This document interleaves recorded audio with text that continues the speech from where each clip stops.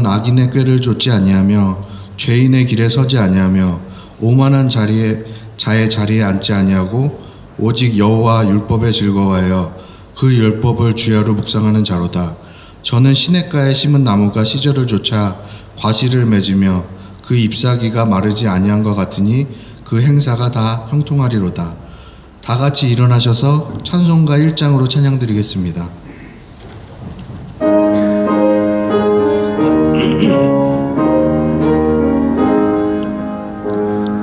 만복의 근원 하나님, 온 백성 찬송 드리고 저 천사여 찬송하세.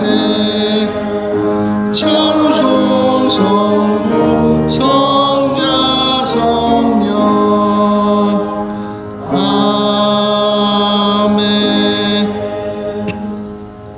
나는 전능하신 아버지 하나님 천지의 창조주를 믿습니다. 나는 그의 유일하신 아들 우리 주 예수 그리스도를 믿습니다. 그는 성령으로 잉태되어 동정녀 마리아에게 나시고 본디오 빌라도에게 고난을 받아 십자가에 못 박혀 죽으시고 장사된 지 사흘 만에 죽은 자 가운데서 다시 살아나셨으며 하늘에 오르시어 전능하신 하나님 전에 앉아 계시다가 그로부터 살아있는 자와 죽은 자를 심판하러 오십니다. 나는 성령을 믿으며 거룩한 공교회와 성도의 교제와 죄를 용서받는 것과 몸의 부활과 영생을 믿습니다. 아멘. 다 같이 자리에 앉으셔서 찬송가 310장 찬송 드린 후에 하계영 권사님께서 기도드리겠습니다.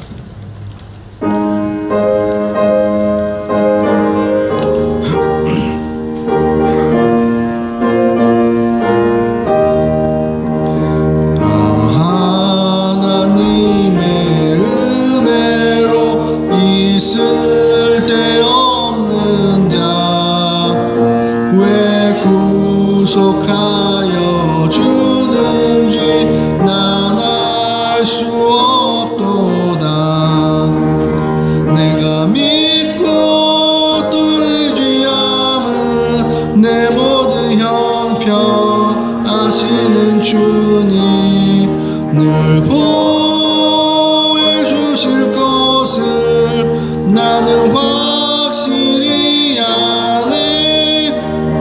왜 내게 곳에 믿음과 또 복음 주셔서 내 마음이 항상 편한지 난 알 수 없도다. 내가 믿고 또 의지함은 내 모든 형편 아시는 주님 늘 보호해 주실 것을 나는 확실히 아네. 왜 내게 성령 주셔서 내 마음 감동해 예수 믿게 하는지 난 알 수 없도다. 내가 믿고 또 의지함은 내 모든 형편 아시는 주님 늘 보호해 주실 것을 나는 확실히 아네. 주 언제 강림하실지 혹 밤에 혹 낮에 또 주님 만날 그곳도 난 알 수 없도다. 내가 믿고 또 의지함은 내 모든 형편 아시는 주님 늘 보호해 주실 것을 나는 확실히 아네.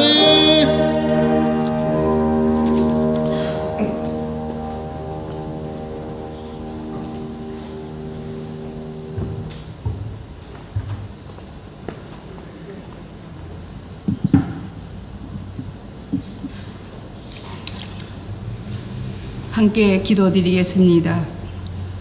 우리의 삶의 주인이 되시는 하나님 아버지, 오늘 거룩하고 복된 주일 주님 전으로 인도하여 주시고 찬양과 경배로 예배 드릴 수 있도록 인도하여 주심을 감사드립니다. 찬양과 경배를 받으시기에 합당하신 주님, 이 시간 모셔드리고 의지하고 환영합니다. 오늘 이 시간 이 자리에 주님 함께 하심을 믿습니다. 사랑이 많으신 하나님 아버지, 지난 한 주간 주님을 향한 저희 모습을 되돌아봅니다. 항상 그러하듯이 주님 뜻대로 살지 못하고 내 뜻을 먼저 내세우며 알게 모르게 지은 죄 많사옵니다. 우리의 연약함을 보시고 불쌍히 여겨 주옵시고 용서하여 주시옵소서. 하나님 아버지, 이 시간 바라옵기는 저희 몸된 교회를 축복하여 주시옵소서. 주님의 피값으로 세우신 주님의 성전입니다. 교회의 부흥을 방해하는 어둠의 세력은 예수의 이름으로 멸하여 주시옵고 주님만이 임재하시는 주님의 전의로 축복하여 주시옵소서. 목사님을 비롯하여 우리 모두 마음을 합하여 주님만을 사랑하고 주님의 사랑으로 성도 간에도 서로 사랑하고 교제하며 협력하여 선을 이루는 아름다운 공동체가 되게 하여 주시옵시며, 말씀 중심, 교회 중심, 성령 충만함으로 우리가 교회 마당만 밟고 다니는 교인이 아니라 진실한 그리스도인이 되게 될 수 있도록 거듭나게 하옵소서. 이 시간 우리 목사님을 위해 기도합니다. 우리 목사님 콜롬비아 성회를 위하여 출타하셨습니다. 그곳에도 성령 충만, 은혜 충만으로 한 시간 되게 하옵시며, 우리 목사님 오시는 날까지 건강과 안전 지켜 보호해 주시옵소서. 오늘 특별히 우리 목사님을 대신해서 말씀을 전하시기 위해 멀리 델레스테에서 이영수 전도사님이 오셨습니다. 환영하고 감사드립니다. 귀하신 전도사님, 말씀이 증거하실 때 성령님 함께 하시고 말씀에 기름 부으셔서 듣는 저희들 마음을 열고 은혜 받는 귀한 시간 되게 하옵소서. 오늘 예배를 위해 헌신하는 손길 주님 기억해 주시고 축복하여 주시옵소서. 지금도 살아서 역사하시는 예수님 이름으로 감사하며 기도드립니다. 아멘.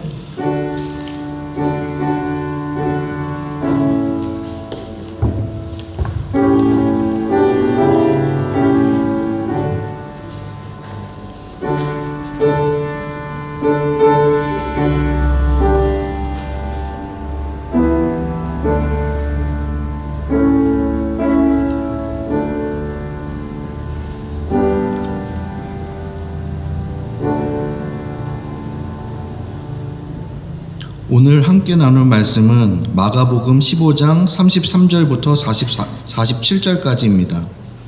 마가복음 15장 33절부터 47절까지입니다. 신약성경 84페이지에 있습니다. 찾으셨으면 봉독하겠습니다.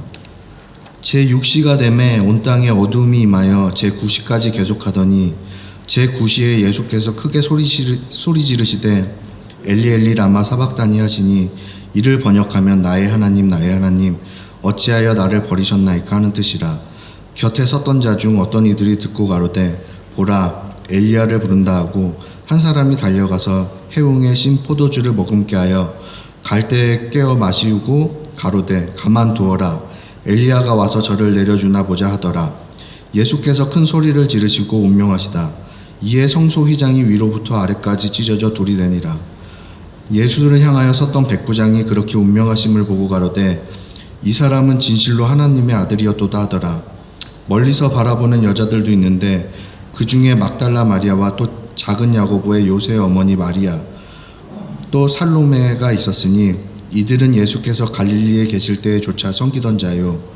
또 이외에도 예수와 함께 예루살렘에 올라온 여자가 많이 있었더라. 이날은 예비일 곧 안식일 전날이므로 저물었을 때에 아라미데 사람 요셉이 와서 당돌이 빌라도에게 들어가 예수의 시체를 달라 하니, 이 사람은 존귀한 공회원이요 하나님의 나라를 기다리는 자라. 빌라도는 예수께서 벌써 죽었을까 하고 이상히 여겨 백부장을 불러 죽은 지 오래냐 묻고 백부장에게 알아본 후에 요셉에게 시체를 내어주는지라. 요셉이 세마포를 사고 예수를 내려다가 이것으로 싸서 바위 속에 판 무덤에 넣어두고 돌을 굴려 무덤 문에 놓음에 때에 막달라 마리아와 요새의 어머니 마리아가 예수 둔 곳을 보더라. 오늘은 주님의 시선이 머무르는 곳이라는 주제로 이경수 전도사님 말씀으로 은혜 받으시겠습니다. 할렐루야. 만나뵙게 해서 반갑습니다. 저는 델레스테 순복음교회에서 교회학교와 또 찬양 그리고 총무전사로 섬기고 있는 이경수 전사라고 합니다. 주인식 목사님께서 출타하시는 관계로 저희 담임 목사님께 부교역자 설교 요청을 하셨고 제가 내려오게 되었는데요. 오늘 짧은 시간이지만 함께 말씀을 나눌 때 하나님의 은혜가 이 자리 가운데 충만하게 되기를 간절히 소원합니다. 제가 잠시 기도하고 말씀 나누도록 하겠습니다. 사랑의 하나님 함께 하시고 인도하심을 감사드립니다. 오늘도 귀한 날 귀한 주일 특별히 이 파라과이 순복음교회와 함께 하나님의 은혜의 말씀을 나눌 수 있도록 하나님이 이 자리 가운데 우리 모두를 불러주심에 감사드립니다. 특별히 부족한 종이 하나님의 말씀을 선포합니다. 하나님, 인간의 생각은 다 십자가 뒤로 숨겨주시고 오직 하나님의 은혜만이 예수 그리스도의 복음만이 이 예배 가운데 선포되어지게 해주시며 하나님의 말씀이 선포될 때 우리의 삶 가운데 우리의 생명을 살리는 우리의 삶을 소생케 하는 하나님 그러한 놀라운 일들이 일어날 수 있도록 우리를 붙잡으시고 인도하여 주시옵소서. 함께 하심을 믿고 의지하며 사랑 많으신 예수님 이름으로 감사하며 간절히 기도드렸습니다. 아멘. 저는 오늘 함께 보신 마가복음 15장 이하의 말씀을 가지고 주님의 시선이 머무는 곳이라는 제목으로 함께 말씀을 나누려고 합니다. 사람마다 친구를 사귀는 기준이 조금씩은 다른 것 같습니다. 좋은 친구를 정의하는 기준도 좀 다르죠. 어떤 사람은 언제 만나도 편하고 즐거운 사람을 좋은 친구라고 여기기도 하고요. 또 어떤 경우에는 조금 세상적인 방법이지만 내 실리와 내 필요를 채워줄 수 있는 사람을 좋은 친구라고 여기는 경우도 있습니다. 그런데 성경은 이것보다 더 중요한 한 가지 덕목을 우리에게 제시하고 있는데요. 욥기 6장 14절인 이에 이렇게 말하고 있습니다. 낙심한 자가 비록 전능자를 경외하기를 저버릴지라도 그의 친구로부터 동정을 받느니라. 여러분, 이 말씀이 의미하는 바가 무엇일까요? 이건 어느 누군가가 고난으로 인해서 하나님을 저버릴지라도 그와 정말로 마음을 같이 한 친구가 있다면 그 친구는 그 사람을 동정하고 그 사람을 불쌍히 여긴다는 것이죠. 그래서 그 사람과 함께하고 그 사람을 위로하고 격려한다는 것입니다. 그런데 오늘 성경에도 이와 같이 예수님을 그렇게 사랑의 눈으로 사랑의 시선으로 바라봤고 주님과 늘 함께했던 그러한 사람들이 나오고 있습니다. 십자가에 위해서 고난당하시던 예수님, 그분을 보면서 그분이 하나님의 아들이시라는 믿음의 고백을 올려드렸던 한 사람, 또 예수님이 숨이 다하는 그 마지막 순간까지도 처형 현장을 끝까지 지키며 예수님의 그 죽음의 순간을 끝까지 함께했던 여인들, 또 죽음 이후에 사람들이 뿔뿔이 흩어지는 그 상황 속에서도 끝까지 그 주님의 시신을 수습해준 한 사람, 이 모든 사람들은 고난받는 예수님의 진정한 친구였습니다. 그런데 여기서 한 가지 우리가 살펴볼 점은요, 그 사람들이 모두 다 우리가 전혀 예상하지 못했던, 그 당시에 전혀 우리가 생각하지 못했던 의외의 인물들이었다라는 것이죠. 이제 십자가 처형 현장을 우리 자세히 살펴보기를 원하는데요. 33절에 나와 있는 것처럼 마가는 예수님이 십자가에서 달려 죽게 되었을 때 제60부터 90까지 온 땅에 어둠이 임했다라고 말하고 있습니다. 시간을 지금으로 따지면 낮 12시부터 3시까지 해당되는 시간인데요. 그렇게 가장 뜨거운 햇볕이 내리쬐는 그 시간에 온 땅에 어둠이 임했다라고 말하면서 그 심판에 대한 밑그림을 보여주고 있어요. 요엘서 2장 10절이 이에 이렇게 말합니다. 그 앞에서 땅이 진동하며 하늘이 떨며 해와 달이 캄캄하여 별들이 빛을 거두도다. 이 구약의 예언을 예수님이 그대로 성취하신 것이죠. 그런데 이 구약의 예언이 성취되는 과정 속에서 주님이 처음 하신 말씀이 무엇입니까? 바로 엘리 엘리 라마 사박다니라는 말씀이시죠. 우리말로 번역하면 나의 하나님 어찌하여 나를 버리셨습니까? 라고 이렇게 주님이 외치시는 겁니다. 그런데 이 외침이 단순히 하나님을 향한 원망 섞인 그러한 외침이었을까요? 고난 중에 터져나온 즉흥적인 외침이었을까요? 사실 성경은 그렇게 말하고 있지 않습니다. 시편 22편에 보시면 고난받는 종에 대한 예언이 나오고 있죠. 이 예언 속에서도 내 하나님이여 어찌하여 나를 버리셨나이까? 라고 외치고 있습니다. 그런데 이 말씀을 예수님이 그대로 인용하시면서 엘리 엘리 라마 사박단이라고 말씀하시는 것입니다. 그러면서 시편의 고백을 그대로 지금 고백하고 계시는 것이죠. 이를 통해 구약에 있는 그 십자가에 대한 예언의 말씀을 그대로 성취하시는 것입니다. 그런데 여기서 한 가지 살펴볼 점은 바로 이를 통해 드러난 예수님의 정체성입니다. 바로 이와 같은 순종을 통해서 주님이 하나님의 아들이라는 정체성을 내려놓고 있다는 걸 우리가 볼 수 있다는 것이죠. 고난받는 종이 되어서 자신에게 주어진 그 십자가를 묵묵히 짊어지고 있다는 것입니다. 사실 이 고난받는 종이라는 이미지는 마가복음에 드러난 예수님의 정체성과 전혀 반대되는 그런 이미지입니다. 마가복음 전체를 쭉 훑어보신 분은 아시겠지만 예수님을 소개하는 그 시작전부터 마가복음에서는 예수님을 하나님의 아들로 정의하고 있습니다. 하나님 역시도 예수님을 향해서 이는 내 사랑하는 아들이라 라고 선포하셨죠. 처음부터 끝까지 그렇게 말하고 있는 것입니다. 그런데 지금은 어떻습니까? 예수님은 하나님의 그러한 부르심에 어떻게 반응하고 있나요? 십자가 위에서 그것을 시인하고 있습니까? 내가 하나님의 아들입니다 라고 말씀하고 계신가요?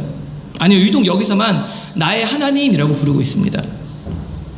왜 마지막 순간에 주님이 이러한 말씀을 하신 걸까요? 무엇 때문에 여기서는 하나님을 향해 나의 아버지라고 외칠 수 없었던 겁니까?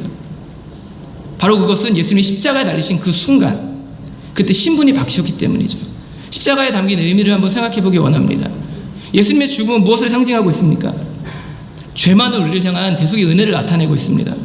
우리의 모든 죄를 대신 짊어지신, 다 뒤집어 쓰신 그 희생의 사랑의 십자가 안에 담겨있다는 걸 잘 알고 계실 것입니다. 그런데 어떻게 주님이 그 십자가 위에서 그렇게 죄를 다 뒤집어 쓰셨는데 거룩하신 하나님 앞에 나의 아버지라고 이렇게 외칠 수 있었겠어요?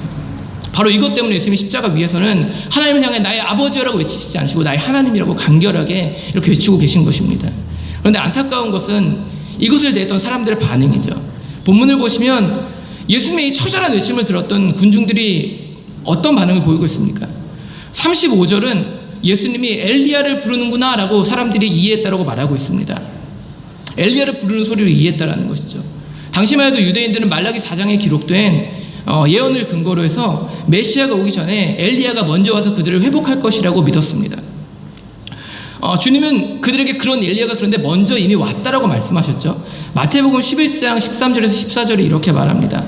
모든 선지자와 율법이 예언한 것은 요한까지니 만일 너희가 즐겨받을진대 오리라 한 엘리야가 곧 이 사람이니라. 여기서 요한을 예수님은 엘리야라고 이미 말씀하시는 것이죠. 구약에 예언된 그 엘리야가 바로 침례 요한이었다는 것을 그들에게 분명하게 밝히셨습니다. 그런데 사람들은 그걸 믿지 않는 겁니다. 자신의 뜻대로 자신의 이익에 맞춰서 그걸 생각하는 것이죠. 그리고는 예수님의 죽음 앞에서 또 다른 엘리야를 그들이 구하고 있는 거예요. 지금 예수님이 메시아로 오셔서 그들에게 하나님의 나라를 선포하셨는데도 불구하고 그 예수님을 저버리고 아니 아직 엘리야가 오지 않았으라고 말하면서 또 다른 엘리야를 저가 부르나 보다라고 이야기하는 것이죠. 그런데 이것은 사실상 예수님을 향한 조롱에 가까웠습니다. 여기 나오는 신포도주라는 부분이 그것을 잘 드러내고 있는데요. 당시에 이 신포도주가 군인이나 노동자들이 갈증을 해소하게 마셨던 음료였다고 합니다. 그런데 이 신포도주 안에 보통은 유향이나 몰약 같은 그런 첨가제들이 들어가 있었다고 해요. 이것이 어떤 용도였냐면은 고통을 덜어주기 위한 마취제 용도로 사용되었다고 합니다. 그런데 군중들 중에 한 사람이 예수님에게 신포도주를 갖다 대면서 이런 이야기를 하는 겁니다. 엘리야를 네가 한번 불러봐라고 이야기하는 거죠. 여러분 이게 무슨 뜻이겠습니까? 혹시 네가 목이 말라서 엘리야를 부르지 못하는 것 아니냐라는 그런 이야기를 하고 있는 거죠. 그러면서 메시아라면 어떻게 네가 목이 마를 수 있어? 라고 예수님을 조롱하고 있는 겁니다. 그런데 그때 주님이 어떠한 행동을 보이시죠? 침묵으로 그 상황을 다 넘겨버리시는 것이죠. 그리고 그 신포도주마저 거부하십니다. 왜 이걸 거부하신 것이죠? 바로 우리의 모든 죄를 주님이 온전하게 다 담당하셔야 했기 때문입니다. 그 죄로 인한 형벌까지도 그 고통까지도 전부 담당하셔야 했기 때문에 그 마취제 성분이 들어있었던 그 신포도주를 마실 수 없었던 것이죠. 그리고 결국에는 그 참혹한 십자가 위에서 예수님이 숨을 내뱉지 못해서 죽음을 맞이하시는 것입니다. 그런데 이때 휘장이 갈라지는 놀라운 일이 벌어지죠. 성소의 휘장이 그 조롱이 극에 달하는 그 순간에 위에서 아래로부터 갈라지면서 우리가 쌓아 올린 그 죄로 인해 쌓아 올린 그 막혀진 담을 예수님이 완전 허무셨다라는 것입니다. 그런데 바로 그때 이 본문의 저자인 마가가 놀랍게도 전혀 뜻밖의 인물을 이 이야기의 중심에 가져다 놓는 것입니다. 그게 누구입니까? 바로 백부장입니다. 39절이 그에 대해 이렇게 말하고 있습니다. 예수를 향하여 섰던 백부장이 그렇게 숨지심을 보고 이르되 이 사람은 진실로 하나님의 아들이었도다 하더라. 여러분 여기 등장하는 백부장이 어떤 사람입니까?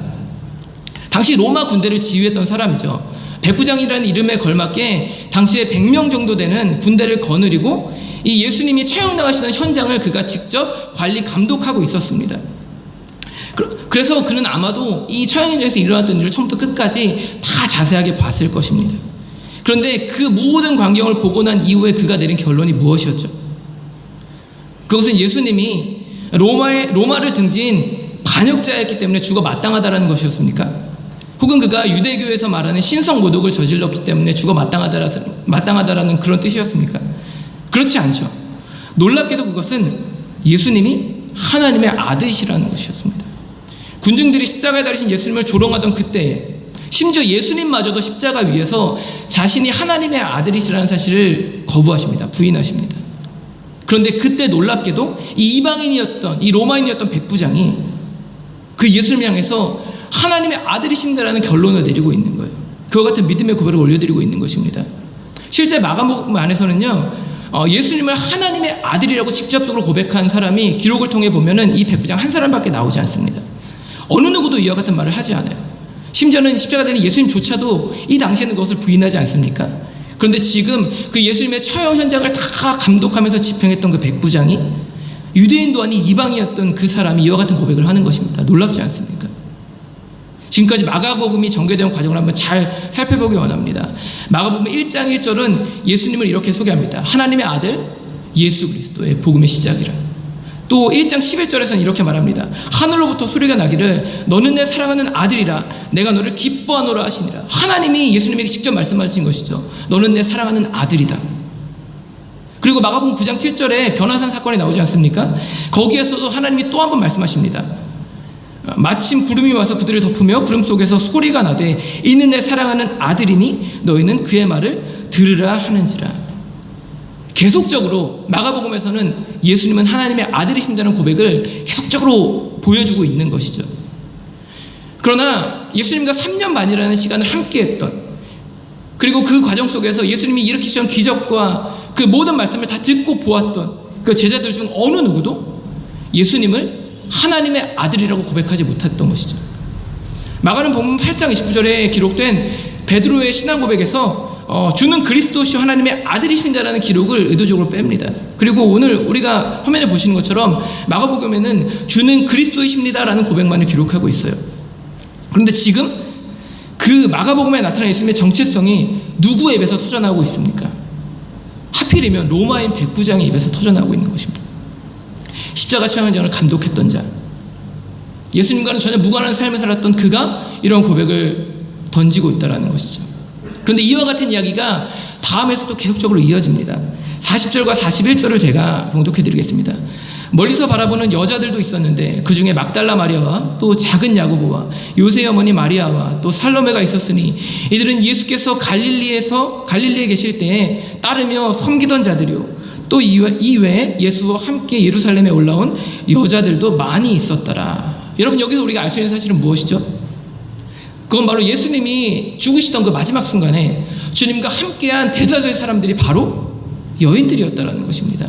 40절은 그들의 이름을 직접적으로 언급하고 있습니다. 막달라 마리아와 작은 야고보와 요새 어머니 마리아, 그 이름을 언급하죠. 살로메도 이야기하고 있고요. 그리고 41절은 그 이외에도 갈릴리에서부터 이 예루살렘까지 예수님을 쫓아온 수많은 여인들이 있었다고 말하고 있습니다. 그런데 여러분, 한 가지 이상한 점이 있습니다. 그게 무엇입니까? 그건 바로 마가가 왜 하필 그러한 여인들을 십자가 처형 현장의 목격자로, 증인으로 내세웠냐라는 것입니다. 한번 잘 생각해 보시기 바랍니다. 당시만 해도 여인들의 신분이 어땠습니까? 그들의 신분은 너무나 취약했습니다. 사회적인 지위가 없었다는 것이죠. 경제활동을 할 수 없었고요. 그저 자녀를 출산하는 그러한 역할만을 감당하는 어떤 물건 취급 정도밖에 받지 못하는 그러한 시대를 그들이 살고 있었습니다. 한 가지 예로 당시의 여성은 재판이 이루어질 때 증인으로도 서지 못했다고 해요. 그만큼 여성들의 인권이 취약했던 것이죠. 그런데 이상하게도 마가는 여기서 그 힘없는 여인들을 증인으로 내세우고 있습니다. 증인이 될 수 없는데도 말이죠. 심지어는 16장에 예수님의 부활 사건이 나오고 있지 않습니까? 그 부활을 가장 처음 목격한 자들을 이 여인들로 내세우고 있어요. 여러분, 마가는 도대체 왜 이와 같은 방식으로 성경을 기록한 것일까요? 자신의 기록이 사실이라는 것을 입증하려면 여러분, 어떤 유력한 자들을 증인으로 내세우는 것이 맞지 않겠습니까? 그런데 왜 하필 여기서 그 증인으로조차 인정받을 수 없는 여인들을 십자가 현장에 증인으로 내세우고 있냐는 겁니다. 아마도 이것은 그가 이를 통해 누가 진짜 예수님의 제자인지를 우리들에게 질문하고 싶었기 때문이 아니었을까라는 생각을 해봅니다. 본문을 읽는 우리들에게 말이죠. 우리가 살아가는 세상을 한번 생각해 보시기 바랍니다. 세상은 보통 어떤 사람들에게 주목을 합니까? 보통 어떤 이들을 인정하죠? 대부분이 힘이 있고요, 학식과 능력을 갖춘 자들에게 주목하고 그들의 말에 귀를 기울입니다. 세상의 역사 역시도 승자의 관점에서 기록되어졌습니다. 그런데 오늘 성경은 그와 같은 시각을 완전히 거부하는 것입니다. 오히려 사람의 겉모습보다 내면의 진실함에 더욱더 집중하고 있는 것이죠. 근데 이와 같은 성경적인 관점이 이후의 이야기 속에서도 계속적으로 나타나고 있는 것이죠. 42절에서 47절을 제가 다시 한번 읽어드리겠습니다. 이 날은 준비일 곧 안식일 전날이므로 저물었을 때 아리마대 사람 요셉이 와서 당돌이 빌라도에게 들어가 예수의 시체를 달라 하니 이 사람은 존경받는 공회원이요 하나님의 나라를 기다리는 자라. 빌라도는 예수께서 벌써 죽었을까 하고 이상히 여겨 백부장을 불러 죽은 지가 오래냐 묻고 백부장에게 알아본 후에 요셉에게 시체를 내주는지라. 요셉이 세마포를 사서 예수를 내려다가 그것으로 싸서 바위 속에 판 무덤에 넣어두고 돌을 굴려 무덤 문에 놓음에 막달라 마리아와 요셉의 어머니 마리아가 예수 둔 곳을 보더라. 오늘 예수님의 마지막 처형이 이루어진 이후에 예수님이 이제 무덤에 묻히는 장면을 기록하고 있습니다. 그런데 우리가 이 얘기를 통해서 한 가지 생각해 볼 점은 이것입니다. 우리가 저지르는 실수에 대한 것들을 좀 이야기해 보기 원하는데요. 사람들이 종종 저지르는 실수가 한 가지 있습니다. 그것은 무엇이냐면 한 개인을 그가 속한 한 공동체를 통해, 집단을 통해 판단한다라는 것이죠. 한 가지 예를 들어보겠습니다. 오늘날 많은 사람들이 교회가 타락했다고 말하고 있습니다. 교회에 더 이상 희망이 없다고 말하는 사람들도 참 많이 있어요. 또 많은 목회자들이, 또 성도들이 또 전부 타락했다고 말하는 사람들도 있죠. 그러나 분명한 것은 무엇입니까? 그건 바로 이것이 모든 교회, 모든 성도, 모든 목회자들에게 해당되지는 않는다라는 것입니다. 본문에 나오는 아리마대 사람 요셉, 바로 이 사람도 그와 같은 예가 될 수 있다는 것입니다. 당시 그가 속해 있던 공동체를 한번 생각해 보세요. 43절은 그가 존경받는 공회원이었다고 말하고 있습니다. 이 말은 당시 그가 예수님을 십자가에 못 박게 만든 사내들인 공의의 소속이었다는 것을 드러내고 있습니다. 그런데 분명한 것은 무엇입니까? 그건 당시 아리마대 사람 요셉이 그와 같은 일에 동참하지 않았다라는 거예요. 이에 대해 누가복음 23장 50절 51절이 이렇게 말합니다. 공회 의원으로 선하고 이로운 요셉이라 하는 사람이 있으니 그들의 결의와 행사에 찬성하지 아니한 자라. 찬성하지 않았다라는 것이죠. 여러분, 지금으로 따지면 요셉이 어떤 사람이었을까요? 어떤 사람과 비교될 수 있습니까? 마치 중세 가톨릭의 부패에 맞섰던, 가톨릭을 개혁하고 싶었던, 그것을 꿈꿨던 마틴 루터와 같은 인물이 아니었을까라는 생각을 해봅니다. 그 역시도 그 공의회 내부에서 그와 같이 옳은 일을 하고 싶었던 것 같아요. 그러나 안타깝게도 그러한 그의 계획이 실패로 끝나고 맙니다. 당시 공의회 안에는 요셉을 지지해주는 사람이 거의 없었습니다. 실제 사복음서 전체를 뒤져봐도 오직 니고데모 한 사람만이 그의 결정을 지지해줬을 뿐이죠. 예수님이 십자가에 달리시고 죽으시고 묻히실 때 니고데모도 함께했기 때문입니다. 그런데 중요한 건 무엇입니까? 그래서 요셉이 모든 걸 포기했습니까? 그것이 아니죠. 진짜 중요한 건 그럼에도 불구하고 그가 절대로 옳은 일을 포기하지 않았다라는 것입니다. 당시의 정황을 여러분 한번 다시 생각해 보기 원하는데요. 자신이 메시아라고 여겼던 예수님이 십자가 달려 죽으셨습니다. 그로 인해 요셉에게 품었던 모든 희망과 소망이 다 물거품처럼 사라져 버렸어요. 그래서 인간적으로 생각하면 더 이상 그는 모험을 할 필요가 없었습니다. 왜 그렇습니까? 그건 곧 예수님의 죽음이 그가 메시아가 아님을 드러내는 증거가 될 수 있었기 때문입니다. 그런데 이상한 건 그 이후에 요셉이 취한 행동이죠. 43절을 보시면 그가 예수님이 죽은 후에 어떤 선택을 합니까? 빌라도에게 찾아갑니다. 그래서 당돌이 빌라도에게 예수님의 시체를 달라고 요구하고 있어요. 자신에게 해가 될 수 있는 일임에도 불구하고 당돌하게 그와 같은 선택을 하고 있습니까? 근데 놀라운 것은 무엇이죠? 바로 이 일을 통해 그가 구약에 예언된 그 메시아에 대한 예언을 성취하는 자가 되었다라는 것입니다. 이에 대해서 이사야 53장 9절이 이렇게 말하고 있습니다. 그는 강포를 행하지 아니하였고 그의 입에 거짓이 없었으나 그의 무덤이 악인들과 함께 있었으며 그가 죽은 후에 부자와 함께 있었도다. 부자였던 아리마대 사람 요셉, 그가 자신의 무덤을 내어줌을 통하여서 이 예언을 그대로 이루어냈다라는 것입니다. 그러므로 오늘 우리는 이 이야기를 통해서 본문의 저자인 마가가 우리에게 던지는 메시지가 무엇인지를 다시 한번 생각해 봐야 할 것입니다. 그 속에서 우리들이 어떻게 하면 예수님의 눈길에 닿는 삶을 살 수 있을지를 고민해 봐야 된다는 것이죠. 그림 하나를 보기 원합니다. 잘 보이시는지 모르겠는데 여러분, 이 그림이 무엇을 나타내고 있는 것 같습니까? 사실 이 한 장의 그림만 보면 이 그림이 무엇을 묘사하고 있는지 우리는 정확히 알 수 없습니다. 그런데 이 그림의 작품명을 여러분들이 알게 되신다라고 하면 이 그림이 아마도 금방 이해되실 겁니다. 함께 보신 그림은 프랑스의 화가인 제임스 티소가 그린 그림인데요. 이와 같은 작품명을 갖고 있습니다. 우리의 구원자는 십자가 위에서 무엇을 보았는가. 여러분, 그림을 정확히 보시지 못하실 수 있는데 제일 아래 중앙에 보면 예수님의 발이 살짝 비춰지고 있습니다. 예수님이 십자가에 달리신 모습을 바라보는 사람들, 그들의 모습을 예수님의 관점에서 그린 그림이죠. 여러분, 만약 어떤 사람이 여러분에게 종이 한 장을 던져주고 예수님의 십자가 처형 현장을 그려보라고 한다면 여러분 어떻게 그림을 그리시겠습니까? 아마 100의 99은요 당연히 예수님이 십자가에 달리신 모습, 그 모습을 그대로 그릴 겁니다. 그게 가장 일반적이고 가장 우리가 그릴 수 있는 최선의 모습이죠. 그런데 이상하게도 이 작품에서는 그러한 예수님이 전혀 보이지 않습니다. 발만 살짝 보여요. 거기에는 십자가에 달리신 예수님 앞에 있었던 수많은 군중들이 덩그러니 놓여져 있습니다. 여러분, 더 당황스러운 건 무엇인지 아십니까? 나중에 이 그림을 한번 여러분 인터넷 통해서 자세히 찾아보셔서 한번 보시기 바랍니다. 여기 등장하는 모든 사람들이 지금 그림을 보고 있는 여러분을 보고 있는 것 같습니다. 그 시선이 예수님을 향해 쏠려 있는데 마치 그 그림이 우리를 보고 있는 것 같죠. 우리도 그림을 보고 있는데 이 그림에 나와 있는 모든 사람들이 마치 우리를 바라보는 것 같습니다. 그런데 이 그림을 통해서 이제 제임스 티소가 여러분 모두를 십자가 위로 초청하고 있는 것이죠. 그래서 십자가에 달리신 예수님의 시선으로 그 자리에 있는 사람들을 바라보도록 우리를 초청하고 있는 것입니다. 그리고 거기서 우리들에게 이와 같은 질문을 던지는 것 같아요. 누가 진짜 예수님의 제자인가? 누가 진정한 예수님의 제자인가? 여러분, 당시 십자가 처형 현장에는 총 4부류의 사람들이 있었습니다. 로마 군인들이 있었고요, 유대 종교 지도자들, 그리고 그냥 아무 앱수에 떠돌아다니던 구경꾼들, 그리고 예수님의 제자들, 일부죠.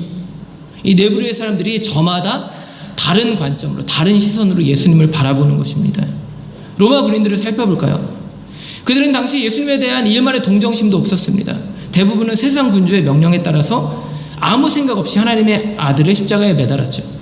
유대 종교 지도자들 역시 마찬가지입니다. 그들 역시도 자신의 이익을 위해서, 자신의 배를 불리기 위해서 하나님의 이름을 팔아먹다가 종국에는 하나님의 아들마저 핍박했고요, 결국 그분을 죽음의 자리까지 내몰았습니다.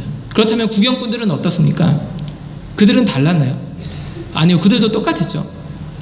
그들 역시도 십자가 위에 있는 예수님을 자신과 전혀 무관한 사람으로 생각했습니다. 그런데 사람들이 막 몰려다니니까 무슨 일이 났나 보다 하고 그냥 아무 생각 없이 그들에게 쏠려서 함께 십자가 현장에 찾아온 거예요. 그래서 멀리서 그저 예수님이 죽어가는 모습을 구경하고 있었을 뿐이었습니다. 그렇다면 예수님의 제자들은요? 그들은 어땠습니까? 그들은 이미 예수님이 잡히시던 날 밤에 예수님을 모두 떠났습니다. 그리고 그 십자가 처형 현장을 지켰던 사람은 오직 그 12 중에 사도 요한 한 사람밖에 없었죠. 그런데 우리 주님은 이와 같은 자들, 자신을 외면한 수많은 자들, 그 군중들 사이에서도 끝까지 믿음을 지켜낸 신실한 사람들을 발견하셨다는 것입니다. 일말의 동정심도 없었던 로마 군인들 사이에서 믿음을 가진 백부장을 발견해내십니다. 예수님조차도 십자가 위에서 자신이 하나님의 아들임을 거부했는데 그 입에서 예수님이 하나님의 아들입니다라는 믿음의 고백을 나오게 하셨다는 것이죠. 그리고 예수님을 죽이는데 앞장섰던 그 유대 종교 지도자들 사이에서 믿음의 사람 아리마대 요셉을 발견해내셨고요, 수많은 구경꾼들과 예수님을 저버린 제자들 사이에서 당시 사람 취급도 받지 못했던 여인들, 그들의 신실함을 발견해내십니다. 그런 그녀들에게 사흘 뒤 부활의 첫 목격자가 되는 놀라운 은혜까지 베푸셨어요. 그러면 여러분, 우리는 이를 통해서 예수님의 눈으로 사람들을 바라보는 지혜를 얻어야 할 줄로 믿습니다. 우리 눈에 보이는 편견을 버리고 오직 예수님의 마음으로, 우리의 곁에 있는 한 사람 한 사람을 그리고 예수님의 시선으로 바라볼 수 있어야 된다는 것입니다. 이를 통해 인종과 문화, 종교, 또 권력, 돈, 학벌 이것과 상관없이 믿음의 사람들을 존중하고 그들을 용납하고 그들을 받아들일 수 있는 겸손을 얻어야 된다는 것입니다. 그래야만 우리 모두가 예수님처럼 차별 없이 모든 자를 껴안을 수 있게 되는 것이죠. 이 교회가 모든 자를 이렇게 사랑으로 껴안을 수 있게 된다는 것입니다. 우리 주변을 둘러보시기 바랍니다. 여러분 옆에 있는 분들, 앞뒤에 있는 분들을 보시면 아시겠지만 똑같은 사람이 아무도 없죠. 그리고 경험을 통해 알 수 있는 것은 무엇입니까? 사람마다 인생의 결이 모두 다 다르다라는 것입니다. 타고난 피부색이 다르고요. 지능과 성격, 말투, 태어난 환경까지 다 다릅니다. 그로 인해 어떤 경우에는 같은 노력을 했는데도 불구하고 성공하는 사람이 있고 또 좀 실패하는 사람들도 있죠. 그러나 분명한 것은 무엇입니까? 그러한 세상적인 결과가 절대 우리들의 신앙적인 수준을 결정할 수 없다라는 것입니다. 한 가지 예를 들어보겠습니다. 여러분 신학을 공부했다고 해서 무조건 더 믿음이 좋아집니까? 제가 신학교를 다녔지만 그렇지 않은 모습을 참 많이 봤습니다. 믿음의 수준을 신학이 무조건 높여줄 수 없다라는 것이죠. 왜 그렇습니까? 그것은 아는 것과 아는 대로 사는 것이 그 사이에 너무나 큰 간격이 있기 때문입니다. 그렇기에 실제 신학적인 수준이 신앙적인 수준을 보장해 주지는 않는다라는 것입니다. 믿음의 수준은 신학이 아닌 그리스도 함께하는 실제적인 삶을 통해 만들어지기 때문이에요. 예수님이 주목해 보신 자들을 한번 생각해 보시기 바랍니다. 여러분 그들이 보여준 신앙적인 수준은 어디로부터 나왔습니까? 성경적인 지식이었습니까? 율법에 그들이 능통했기 때문인가요? 아니요, 그렇지 않습니다. 아리마대 사람 요셉을 지어야 한다면 그들에게는 그런 지식이 없었습니다. 여러분 백부장은 로마인이었죠. 그는 성경과 무관한 삶을 살았습니다. 그리고 여인들 역시도 그 당시에는 낮은 지위로 인해서 성경은 물론 어떠한 교육적인 혜택도 받을 수 없었던 그러한 현장 가운데 그들이 있었습니다. 또 그들에게는 서로 다른 핸디캡들이 있었죠. 로마 백부장에게는 이방인에게 절대 구원을 받을 수 없다라는 편견이 있었고요. 또 마리아를 비롯한 여인들에게는요 여성이라는 신분적인 차별이 있었습니다. 아리마대 사람 요셉은 어떻습니까? 예수님을 죽인 공회원 중에 하나라는 낙인이 그에게 찍혀 있었습니다. 그러나 반대로 그들에게는 그 모든 것을 뛰어넘는 신앙적인 몸부림이 있었습니다. 로마 백부장에게는 자신의 믿음을 드러내는 확실한 입술의 고백이 있었고요. 마리아를 비롯한 여인들에게는 죽은 예수님의 곁을 끝까지 지킨 수고와 헌신이 있었습니다. 아리마대 사람 요셉은 어떻습니까? 위협을 무릅쓰고 예수님의 시체를 내어달라 하는, 그리고 그 예수님의 시신을 자신의 무덤에 안치 않은 그런 값비싼 헌신이 있었습니다. 그러면 여러분 세상적으로 볼 때 저와 여러분의 모습이 조금 부족해 보일지라도 이와 같은 자들을 보며 절대로 낙심하거나 절망하지 않는 우리 모두가 되기를 바랍니다. 사도 바울은 고린도전서 1장 26절에 29절을 통해 이와 같은 격려를 하고 있습니다. 형제들아 너희의 부르심을 보라. 육체를 따라 지혜로운 자가 많지 아니하며 능한 자가 많지 아니하며 문벌 좋은 자가 많지 아니하도다. 그러나 하나님께서 세상에 미련한 것들을 택하사 지혜 있는 자들을 부끄럽게 하려 하시고 세상에 약한 것들을 택하사 강한 것들을 부끄럽게 하려 하시며 하나님께서 세상에 천한 것들과 멸시받는 것들과 없는 것들을 택하사 있는 것들을 폐하려 하시나니 이는 아무 육체도 하나님 앞에서 자랑하지 못하게 하려 하심이라. 아멘. 사랑하는 성도 여러분, 하나님은 우리의 연약함을 그 누구보다 잘 알고 계십니다. 또 그러한 현실 속에서 이 교회에 속한 여러분 모두가 믿음을 지켜내기 위해서 인내하며 애쓰고 계시다는 것을 너무나 잘 알고 계시다는 것입니다. 그리고 그러한 여러분을 오늘 주님이 눈동자와 같이 지키신다라고 말씀하고 있습니다. 이에 대해 신명기 32장 10절이 이렇게 말합니다. 여호와께서 그를 황무지에서 짐승이 부르짖는 광야에서 만나시고 호위하시며 보호하시며 자기의 눈동자 같이 지키셨도다. 여러분 하나님이 우리를 어떻게 지키십니까? 황무지 가운데 있을 때, 짐승이 부르짖는 광야 가운데 있을 때 우리를 만나신다라고 말씀하십니다. 우리를 호위하시며 우리를 보호하시는데요, 특별히 우리를 자신의 눈동자 같이 지키셨도다 라고 말씀하고 있어요. 오늘 고난의 때를 살아가는 우리들을 주님이 그렇게 바라보신다는 것입니다. 여러분 이 말이 어떻게 들리십니까? 이 말씀이 여러분 마음에 와닿으십니까? 사실 이 말을 조금 더 우리가 깊이 이해하기 위해서는요, 이 눈동자라는 단어에 담겨있는 본래의 뜻을 알아야만 합니다. 유대인의 관점으로 이 눈동자라는 단어를 한번 살펴보기 원하는데요, 히브리어로 직역하면 이것은 눈의 작은 사람이라는 뜻으로 해석될 수 있습니다. 그런데 히브리인들이 왜 이 말을 이렇게 해석했을까요? 그것은 고대 히브리인들이 이 사람의 동공에 바라보는 대상이 맺힌다는 것을 발견한 이후에 이러한 표현을 사용하기 시작했다고 합니다. 우리가 누군가를 바라보면 우리의 동공에 그 사람의 형상이 맺히지 않습니까? 그러한 관점에서 이 눈에 작은 사람이라는 말로 눈동자를 표현했다라는 것을. 그런데 이러한 현상이 언제 일어나는지 아십니까? 바로 우리가 바라보는 대상이 가까이 있을 때 일어납니다. 상대방이 내 눈앞에 가까이 있을 때 그 사람의 모습이 내 눈동자에 맺힌다라는 것이죠. 그렇기 때문에 주님이 오늘 이 말씀 가운데 눈동자가 우리를 지키신다라는 말은 바로 그만큼 우리를 가까이 대하신다는 뜻입니다. 주님이 믿음을 지키기 위해 분투하는 여러분의 삶의 현장에 늘 가까이 하시며 여러분을 지키시고 보호하신다라는 그 표현을, 여러분의 모습을 내 눈에 담겠다라는 말씀을 이렇게 고백하고 있는 것이죠. 그러므로 오늘 예수님의 눈에 비친 사람들, 그 연약한 자들이 곧 예수님이 주목해 보신 믿음의 사람들임을 기억하며 여러분이 고난의 때 힘을 내시기 바랍니다. 그 속에서 그들과 같이 연약한 자들을 믿음으로 그 속에서 그들과 같이 예수님께 인정받는 믿음을 갖기 위해서 힘을 다해 오늘을 살아보시기 바랍니다.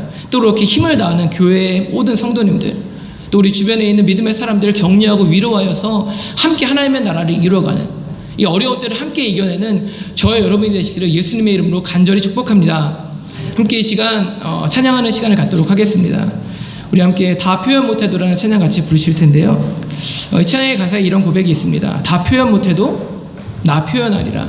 다 고백 못해도 나 고백하리라.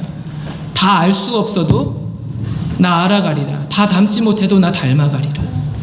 여러분, 우리가 때로는 살아가며 삶이 힘들고 어려워서 우리를 구원하신 예수님을 저버릴 때가 있습니다. 오늘 본문에 나와 있는 수많은 군중들과 같이 예수님을 나의 삶과 무관한 자로 여기며 예수님의 곁을 떠날 때가 있죠. 그러나 예수님이 그 순간에도 우리를 눈동자같이 보호하시고 지키십니다. 그리고 그 속에서 연약하지만 부족하지만 끝까지 믿음의 분투를 해나가는 우리들의 모습을 바라보시며 우리를 위로하시고 격려하십니다. 이 교회를 위로하시고요, 이 교회를 축복하십니다. 그리고 이 교회에 된 여러분 한 사람 한 사람이 그러한 예수님의 마음을 가지고 이 공동체 가운데 있는 모든 자들을 위로하고 격려하기를 바라십니다.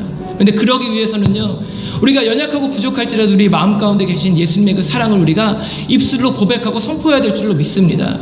오늘 예수님과 무관한 삶을 살았던 로마인 백부장과 같이 예수님이 십자가 달리시는 그 광경을 바라보며 그가 끝내에는 당신은 하나님의 아들이십니다라고 고백했던 것처럼 우리 또한 그렇게 우리 입술로 먼저는 예수님의 그 은혜와 사랑을 고백해야 될 줄로 믿습니다. 그 시작을 통해서 우리의 삶이 변화되게 하시는 그 예수님의 은혜를 오늘 경험하기 원하는데, 함께 이 찬양 부르신 후에 우리 짧게 기도하고 함께 주님의 은혜를 쫓아 살아가는 마음을 결단하는 시간을 갖기 원합니다. 우리 함께 고백하겠습니다.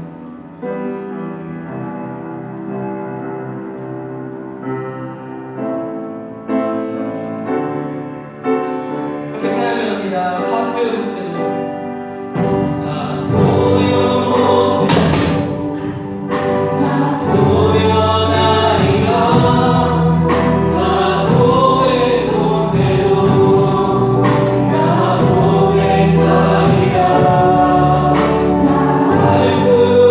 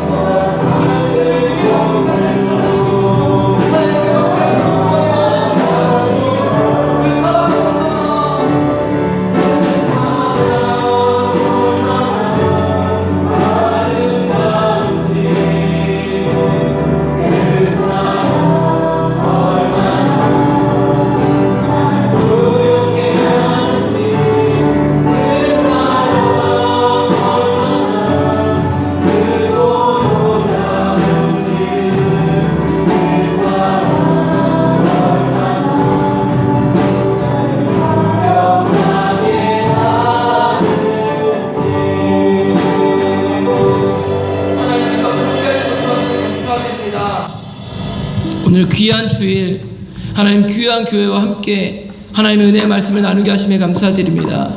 부족하고 연약한 종임에도 불구하고 하나님 말씀의 자리에 서게 하심에 감사드리고, 하나님 이 말씀을 통하여서 하나님의 은혜를 흘려보낼 수 있는 그 귀한 자리 가운데 함께 할 수 있도록 주님 은혜 베푸심에 감사드립니다.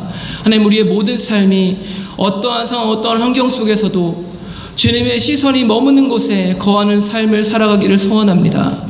하나님 시대가 힘들고 어려울지라도 하나님 그 속에서 하나님 오늘 본문에 나와 있는 끝까지 주님 곁을 지켰던 신실한 믿음의 사람들과 같이 하나님 우리 또한 하나님의 곁을 지키며 주님의 시선이 닿는 곳에 거하여 주님이 주시는 놀라운 은혜와 축복을 받아 누리는 거룩한 삶을 살아가는 하나님 그러한 모든 교회 성도님들 될 수 있도록 붙잡으시고 인도하여 주시옵소서.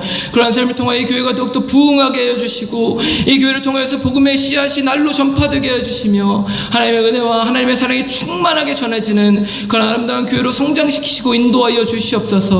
하나님 이렇게 이 교회 가운데 함께 하시고 인도하시기를 소원하며 오늘도 살아 역사하신 우리의 구원자 나사렛 예수 그리스도의 이름으로 감사하며 간절히 기도드렸습니다. 아멘. 할렐루야. 주님 앞에 감사의 박수 드리겠습니다.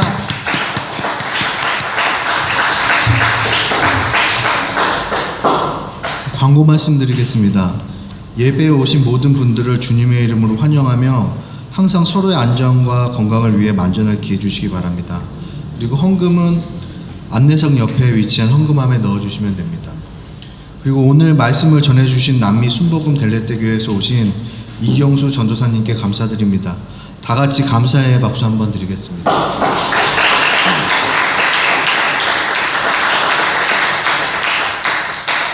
그리고 매일 월요일부터 토요일까지 오전 8시 30분에 큐티 영상이 유튜브 인터넷에 업로드되오니 참고하셔서 말씀 먹고 승리하시기 바랍니다. 그리고 10월 온가족 기도회가 10월 27일 금요일, 10월 마지막 주 금요일 성전에서 있습니다. 많이 참석 부탁드리고요.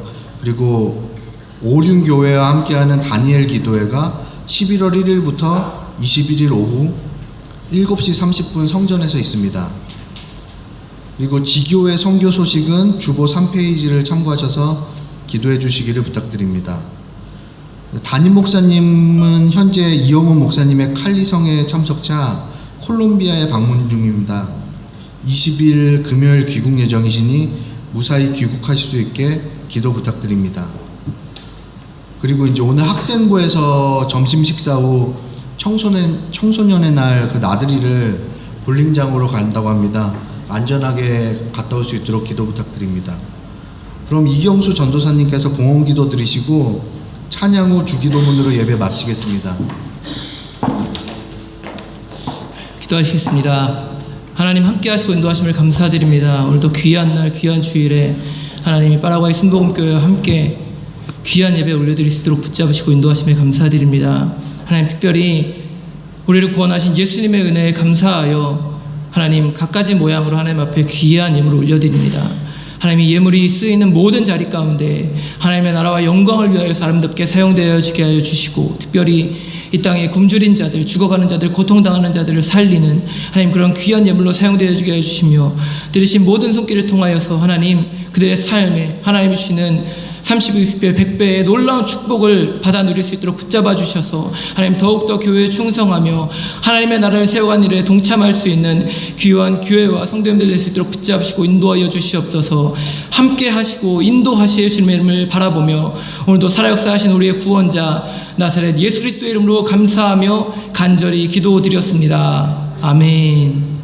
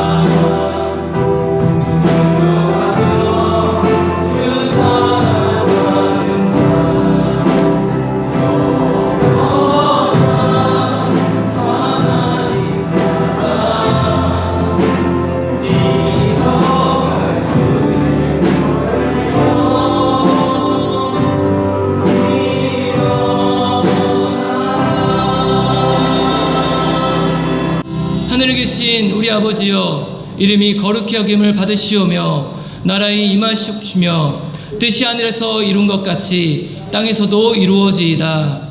오늘날 우리에게 일용할 양식을 주시옵고 우리가 우리에게 죄 지은 자를 사하여 준 것 같이 우리 죄를 사하여 주옵시고 우리를 시험에 들게 하지 마옵시고 다만 악에서 구하옵소서. 대개 나라와 권세와 영광이 아버지께 영원히 있사옵나이다. 아멘.